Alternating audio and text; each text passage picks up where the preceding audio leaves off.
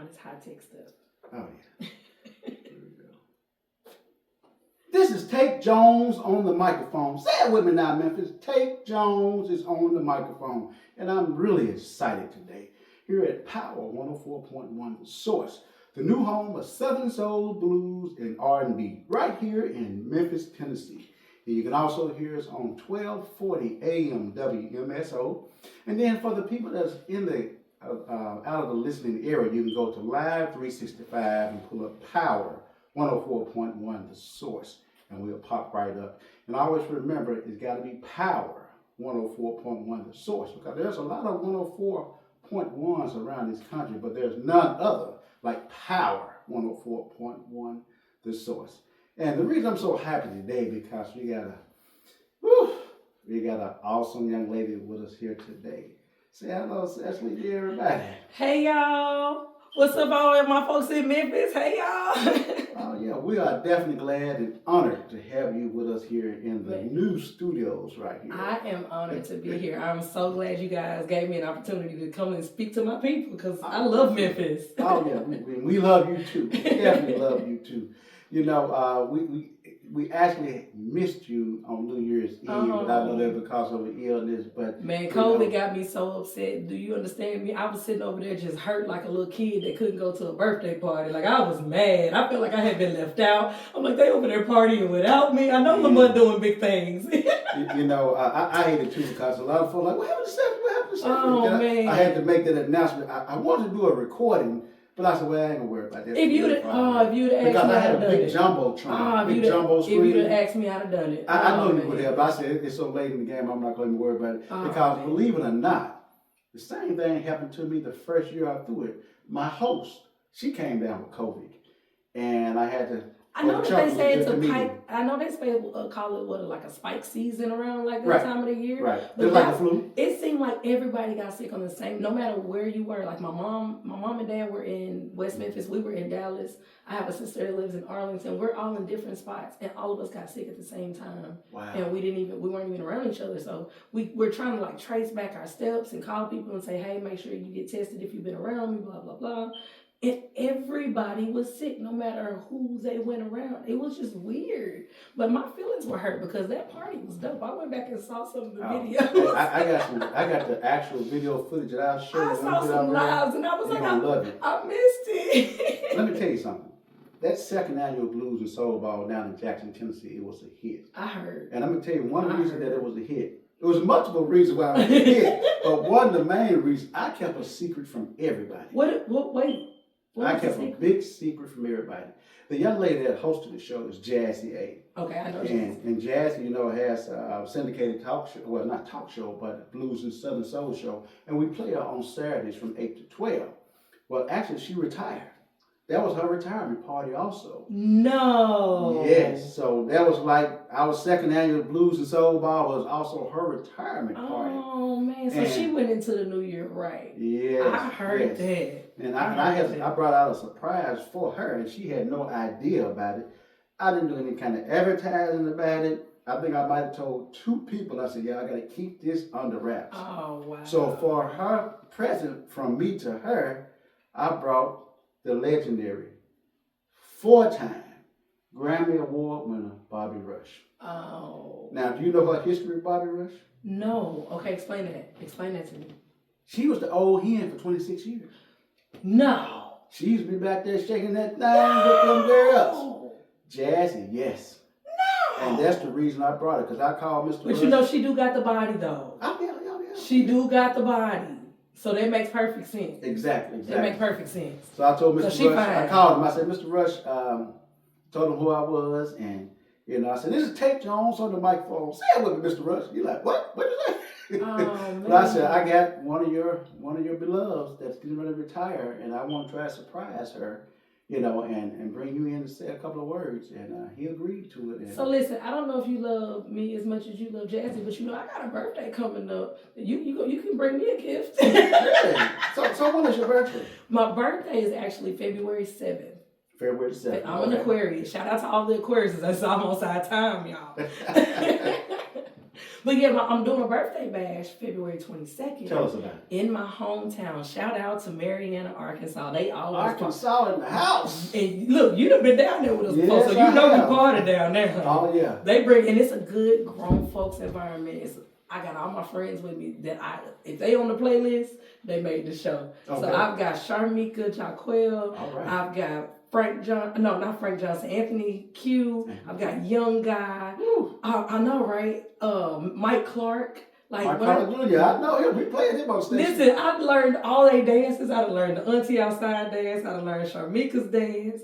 We got Jeter Jones is hosting. I've also got Mac from right here out of Memphis. He's coming to do the Memphis slide at my birthday bash. Man, Memphis, y'all got to pull up. Nick Markeith is going to be there.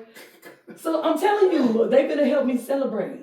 Well, that's going to be one hell of a celebration. Yes. That's a hell of a lineup right there. Go to the website. If y'all want to pull up, we taking the party to the country. To the country. CecilyWilborn.com. Go down right there on the homepage, and the tickets are right there on the front page. That's good. That's good. But I hope you guys get to come. Like even you. Like I hope. I plan to be there. You gonna bring me a gift? I'm gonna bring you a gift.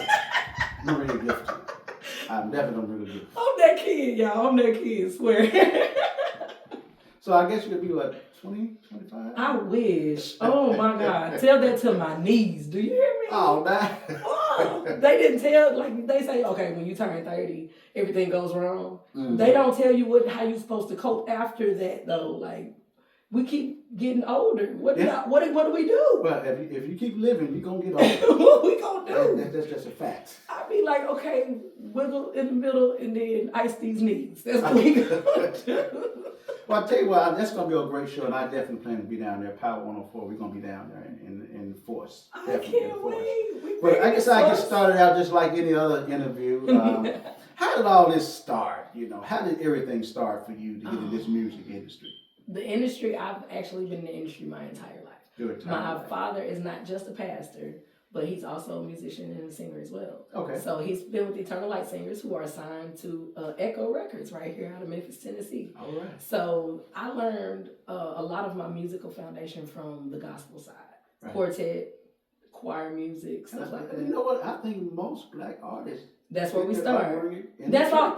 That's, believe it or not, why we know each other to a certain degree. It's like we've already run into each other back when we were in church to some capacity. Right. That's true. It was a church program, or there was a quartet program, or sheds. You know, musicians get together and shed all the time. So you really run into each other already before you get to like this level of it. You know what I'm saying? That's true.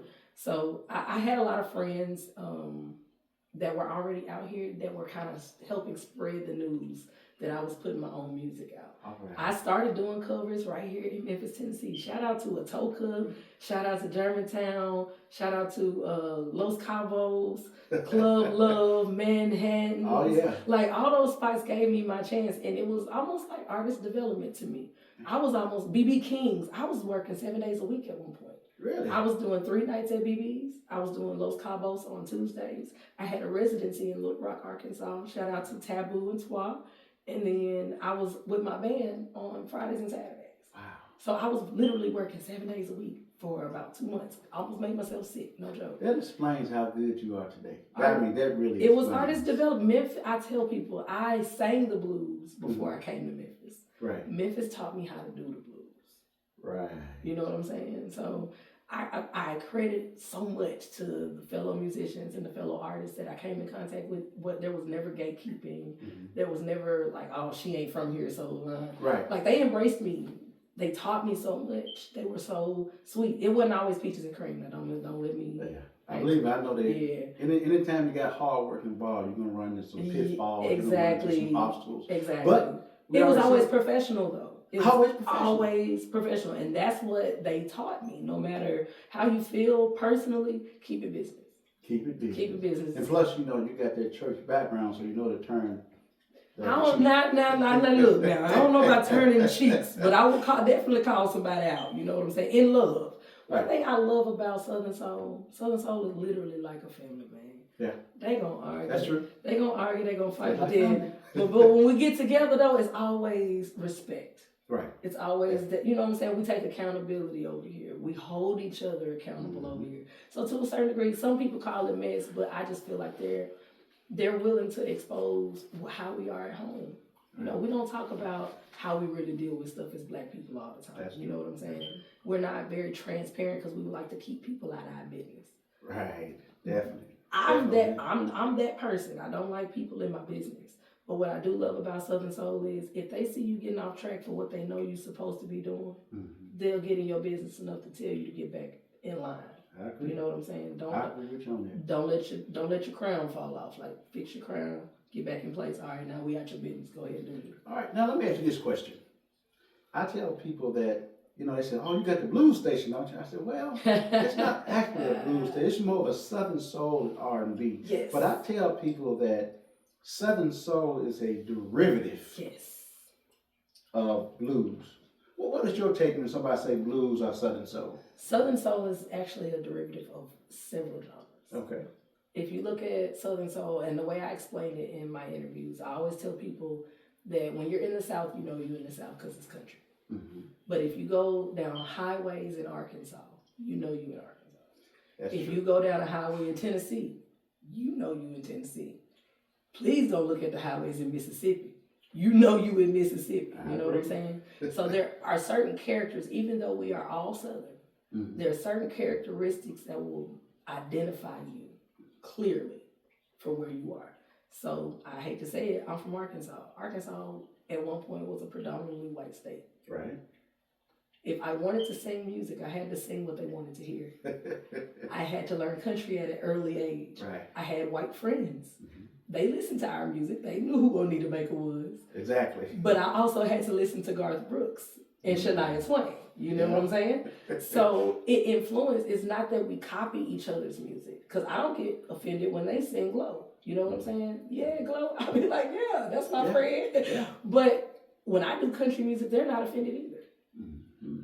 So Southern Soul has to understand that there is no, I guess, way to put it on a nationality or put it on a color or box Southern Soul in. You're gonna have some Zydeco that's gonna feel Southern Soul. You're gonna have some jazz that's gonna be Southern Soul. You're gonna have, of course, R&B. You're gonna have some country that's gonna be Southern Soul. And we still Black as Black can be. That's true. You know? Now, I said blues versus Southern Soul. Now, let's go from Southern Souls to R&B. Because you know they say R&B is dead now. And okay, so I technically now feel like I didn't answer your question. Blues versus Southern Soul. Blues by itself is more down on blues, down on blues.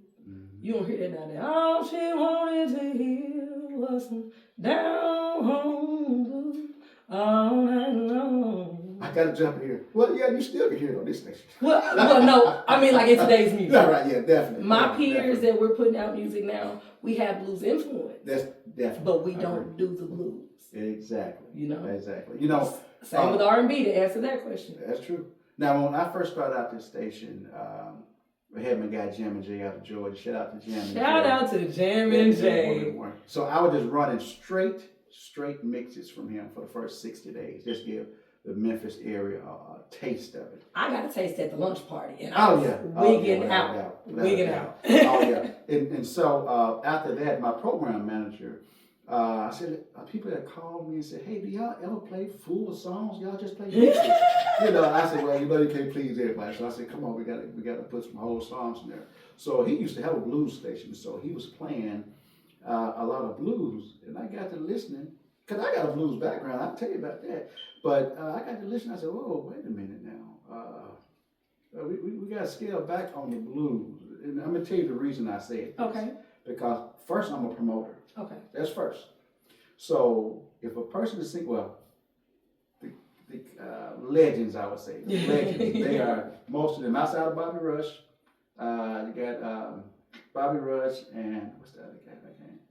Lattimore. That's straight. Oh, yes. They still out there performing. Yes, they are. And outside of them, other people have died off. So I said, from a promoter standpoint, if they dead, I can't get any new music from them. Yeah. I can't do an interview. I get it. And I can't put them on a show. I get it. So I said, we can do that once an hour. I want to give my tribute to, you know, the blues people who we got a lot of our roots from. For sure. And but I said, we got to concentrate on Southern Soul and R&B. The people that can give me those things and I can put them on a show. Oh, But now man. but Bobby Rush at New Year's Eve, he did say one thing to me, and it stuck with me. He said, Lamont, Tate Jones. On the microphone. Yeah. He said, keep the blues alive. Yes. Keep the blues alive. So yeah. That's what I'm trying to do with the station, and I'm glad to have you be a part of this. I'm honored. You know. I'm honored. I watched you bloom this from just an idea and something that you just wanted to try to this becoming something so solid and concrete. And I tell you every chance I get how proud I am that you stuck with it, because I know it gave you the devil at first, you know, but you stuck with it, man, and look at the doors you're able to open for so many of us, you know, and the bridges that you've built on things that were nowhere near being connected, and you were able to bridge some gaps, you know. So it, to me, even though this ain't church, this is all, at the end of the day, this is ministry. We are helping other avenues and other people come and find this. And I mean, who thought all I had to do was create some music and then we could be healing people? Well, you know what I'm saying? Exactly. Right? And you created some great music, because I want to say, I don't know the exact number. I know I got 6 or 7 of your songs in regular rotations right now. I wish you understood how many. Shout out to the West Memphis School District. I can't tell you how many teachers listen to your station in Arkansas. They love 104. And the best thing about it is they listen to it because they know they're going to hear Cecily Wilborn. Yeah. They're like, girl, they be playing your stuff all the time. So I hear it. But I hear it. Well, I'm not in the car as much, and I have the app on my phone. Right. But man, I'm always working all the time. But boy, them text messages, when I get them, I be like, okay, hold on, let me go. And see, I know that to be true, because I have artists call me, or I might call them. They be like, oh yeah, my people down there tell me you playing me. You playing seriously? They would tell me all the time, girl, we hear you all the time. And I got people in Marietta that can pick the station up, and they're listening in. So I show love to everybody that like pushes and supports my music. Right. And man, I can't say nothing bad about. First of all, people don't even realize our first weekend at the Wilborn, the very first one. You were one of the first people to walk in the door. Oh yeah. One of the first people to walk in the door. So people don't understand how far back we go. My first time ever performing in Jackson, Southern Man had just came out. Like, just came out. It hadn't even gone viral yet. Right. And I was already on your stage with ER Entertainment. And they loved it. Man, I had just as much fun as that. Yeah. Now, my question is, how do you come up with so many songs that do so well? What is the formula for that? Because I know I listen to a lot of music, because a lot of people send me music, and everybody that send me music feel that it's good. It's a blessing and a curse. Let me tell you why. If I sing it, I get the reaction you're saying. If I say it, I'm a butthole. I got you. So it's a blessing and a curse. I sing what I say. The only time it's really accepted is when I sing it. Man, just banger after banger. I say what everybody wants to say. It's just sometimes we live so deep in our own subconscious that we talk ourselves out of being ourselves. Hence, be myself, you know. I would not let somebody else's expectation of what they think I'm supposed to be stop me from actually being who I want to be. Like, that's why you can't confine me to country. You can't confine me to R&B. It depends on where life got me at that moment. You know what I mean? Sometimes I need that gospel. There's a gospel track on Country Girl playlist too, in the country with my daddy. And I'm going to say it's a Southern Soul party. Daddy said it's the Holy Ghost party. You know, I'm grounded as a person because of the person my dad and my mama raised. You know? That's wonderful. And that's what I put in the music, because guess what? I'm not the only person that grew up in church. Right. I ain't the only person that was okay. Before God blessed us to be where we are, we was working a 9 to 5. Me and him worked in the prison together. He was an officer, I was an admin. Oh, wow. Okay. So, like, shout out to the Brickyard. They're my folks down there. I think half of y'all bought up all my tickets for the party, if I ain't mistaken. But, like, that's what goes into the music. My life goes into being a great mom, being a great wife, choosing to love people after they hurt me. Right. Like, just real stuff. I'm not a millionaire, but my little 50, 60 grand a year that I take care of my family with, I'm proud that I ain't got to do nothing illegal. And I can go to work and kick it on the weekend, you know. These are the kind of people I grew up around, but we don't have representation in music. I don't want to be a rapper. I don't want to twerk on the headlight. Shout out to Glow, I love you, Bill. I don't want to do those things. Like, it's not that it's bad. Right. It's just not for me. Exactly. So my music is so relatable because I feel like we need representation for not regular people, but people that just want to live and have that peace.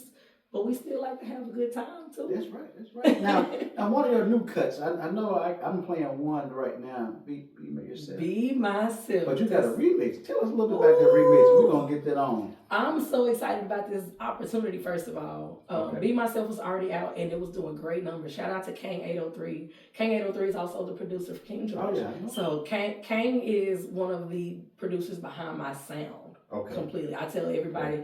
I worked with 2 producers when I first got started, and that was CT, the producer, and Kang 803. They are literally the ones that helped mold my sound. So from there, we put Be Myself out and it went crazy. The kids loved it, the adults loved it, and the artists started tapping in. And shout out to my team, J Will Entertainment, which is my hubby, and shout out to Asa Entertainment, Tracy Bell. Okay. Between the both of them, they are like the wheels behind everything that I've been doing lately. Okay. So all this big stuff y'all been seeing, these features and all that stuff, that's my husband and Tracy all day. So Tracy had this idea. He was like, man, your song is already doing traction. He said, but I'm telling you, we need to get a heavy hitter on the song, and I got an idea if you'll just trust me. Just trust me. I get scared when people say, just trust me. In the industry like this, trust somebody? It really scared me when he said that. Right. So he was like, I want to see if Sir Charles will do it. And I was like, man, if you can stop playing. And I'm like, then I got scared because then I'm like, wait, but what if he say it's not the sound that he's looking for because I'm not traditionally Southern soul, you know? So then my anxiety started getting in my head about it. Okay. So I freaked out. I didn't hear anything for a week. So I'm freaking out thinking he didn't like the song. I hit Tracy up. Tracy was like, man, I'm so sorry. See, I got busy. He did already recorded the verse. Oh, wow. I wanted to kill Tracy. I wanted to kill him. So when I got it, honey, you make my day so bright. I turned it off. That's all he got out. I turned it off. Call him and tell him what I need. Ask him what I need to do. So there's another producer. His name is Black Elvis. Let me tell you how good God is. Shout out to Black Elvis. Black Elvis is not only a historic producer, but has multiple Grammys that he's won.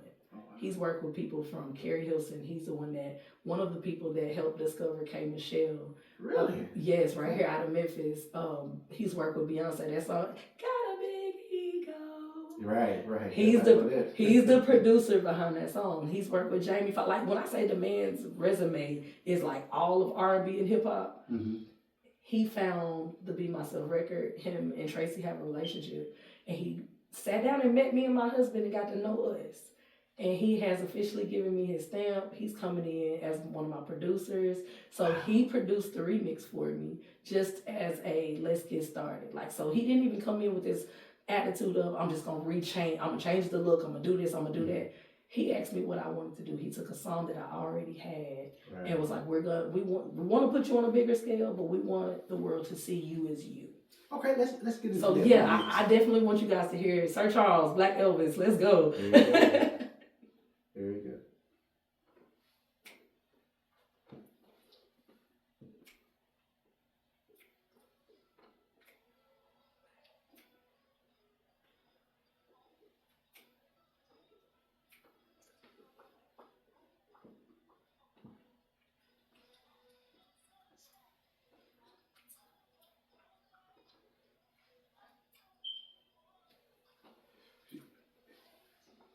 Go and see them look for the video.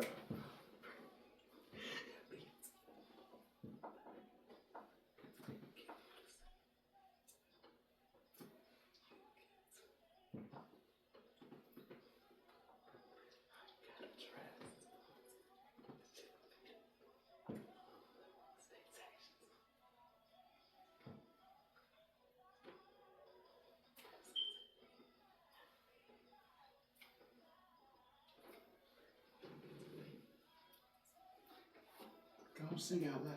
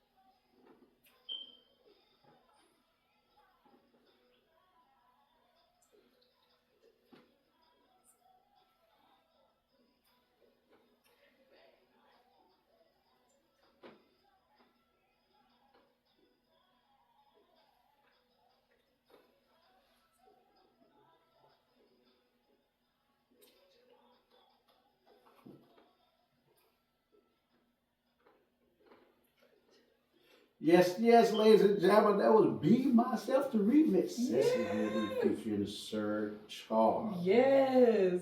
One of my favorite words, banger. That's a banger. Banger. Certified stamp. Yes. Yes. That is a hit. Y'all, go to YouTube, stream the video. We went ahead and dropped the video early for you guys. Gave it to you early so y'all can kind of start the vibes. It will be on all streaming platforms January 31st. January 31st. January 31st. But you say you can get it January 31st, but they can go to YouTube. You can go to YouTube right now and stream that video right now. Man, that is great. Well, Cecily, anything else you want to add before we wrap this interview up? Anything you want to say? I just want to tell you how much I appreciate everything you are doing for the genre and for the city. Mm-hmm. I can't wait for the anniversary because we're going to show out. June 1st? We're going to show out. 1 year anniversary. Y'all make sure y'all tapping in 104.1 The Source, Cecily Wilborn. We started this thing from the bottom and we here. just in case people don't know how to follow you, put all your tags and handles so we know. Thank you. Y'all, it's such a flex. Sir Charles told me I could say this. Google me. But no, seriously, you can find me on any platform, whether it's YouTube, Facebook, Instagram. My name is the same on everything. Cecily Wilborn, CECILY. WILBORN, or you can just go to CecilyWilborn.com and it'll give you links to go to everything that I have. And you can get your merchandise too, because we've got t-shirts, red cups for the Red Cup Blues. There you go. So we got all that stuff for y'all. So yeah, check the website out and then you can find my social media from there. Well, again, we really appreciate you here. I'm Tate Jones on the microphone. Hey. Power 104.1, the source, the new home of Southern Soul, Blues, and R&B. Tell your friend to tell another friend. Power 104 is on, and you can hear us on Power 104. You can hear us on 1240 AM, and you can go download the Live 365 app. So if you're outside the Memphis area, or if you want to have it on your computer or your cell phone, you can listen to us anywhere. Even when you go to China, you go to Dubai, you still can hear Power 104.1. Lord, you got the internet connection. Tate Jones, I'm signing out. You're so dope. Thank you for all that. All right, y'all. I done finished my interview.